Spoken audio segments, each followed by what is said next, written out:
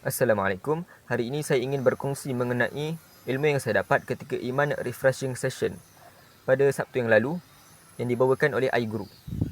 Ijlis bina nu'minu sa'ah, yang bermaksud marilah duduk bersama kami, kita tingkatkan atau perbaharui iman buat seketika. Tradisi para salaf demikian. Pegang tangan sahabatnya, ajak beriman seketika. Itulah yang disyarahkan oleh guru saya, Ustaz Azhar. Yang pertama, ceritanya ada banyak. Yang pertama ialah Imam Az-Zuhri menyebut mafhumnya, hai orang muda, jangan kalian berasa kecil kerana ingatlah kalian ketika mana Umar Al-Khattab ada masalah negara, beliau akan mengumpulkan orang-orang muda.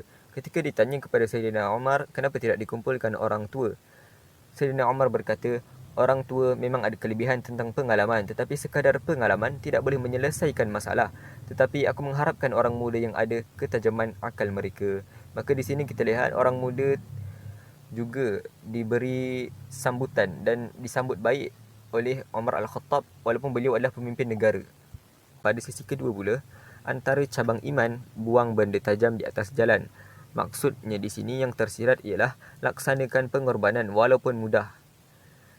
Walaupun sekecil-kecil pengorbanan, kerana kita tidak tahu apakah pahala dan amalan yang kita lakukan sehingga masuk ke syurga.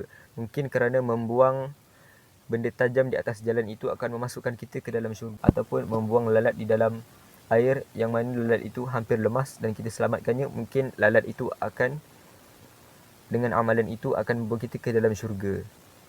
Antaranya juga Zaid bin Thabit berumur 13 tahun, orang yang boleh menulis. Ketika umur 22 tahun, beliau diamanahkan oleh Nabi SAW untuk menulis wahyu. Kerana pada ketika itu tidak ramai orang yang pandai menulis ketika zaman Nabi.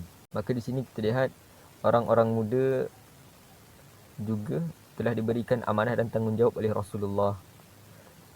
Kemudian Imam Malik berkata, mafhumnya tidak akan elok umat ini sehingga elok yang awal, diri-diri kita sendiri maksudnya.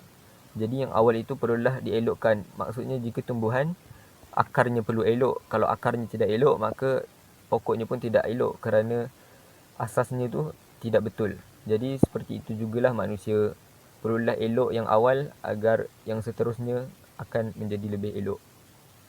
Maka kefahaman Islam yang jelas perlulah diterapkan, iaitu Allah sebagai matlamat hidup. Dan disebutkan juga oleh ustazah tersebut, hati anak muda lemah kerana bila ada masalah ditulis di FB, seperti bergaduh dengan kawan, rebut pakwa-makwa dan sebagainya. Jadi itu sahaja daripada saya, semoga bermanfaat. Assalamualaikum.